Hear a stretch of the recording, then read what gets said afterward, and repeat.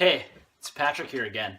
And on this week's episode of Philosophy Sundays, I'd just like to continue exactly where the last video kind of cut off. And at this point, I believe, if I remember correctly, is that I was talking about how being and nothingness for Sartre is essentially one and the same.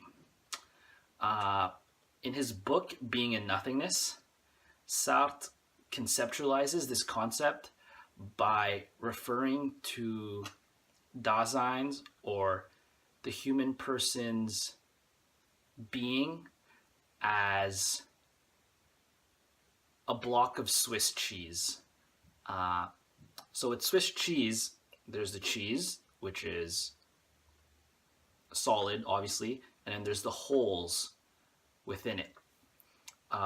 I believe that Sartre uses this to conceptualize that being and nothingness is one and the same when it comes to Dasein's own being, because for Sartre, the solid parts of the Swiss cheese represents all the experience and prior knowledge that the human person or a human person has already been through. But the blocks of emptiness would refer to the nothingness, but the parts that a human person can possibly fill up with experience or knowledge, or that a person has yet to have the opportunity to fill up. Another way to conceptualize this comparison with being and nothingness and both being one and the same is the concept that a human person's being is kind of like an empty canvas, but an empty canvas with no borders. So if I were to paint a canvas that had borders, eventually I would reach the end and eventually I would fill up the whole page.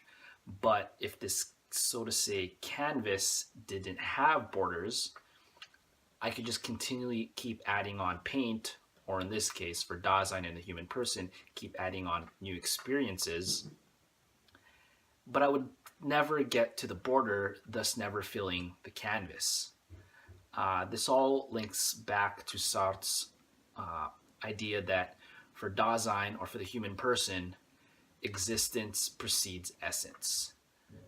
In other words, man is thrown into a world, and it is his or her not opportunity, but responsibility to reach out and get those experiences that he or she wants. One is not determined by all the paint that one has already painted on the canvas of one's life or the solid parts of the Swiss cheese concept, but one has the possibility to fill up the empty space that'll always be there. This would kind of also draw the conclusion that for Dasein, or for the human person, one is never fully complete. There's always going to be something more. And this can kind of segue into next week's concept, which will be the ideas of abundance and scarcity. Before I end the video, I'd just like to talk about how with a lot of these videos, I use concepts from other philosophers or my own concepts to kind of point towards what I'm trying to demonstrate philosophically. But when one is stuck in concept, one is stuck in the thinking mode.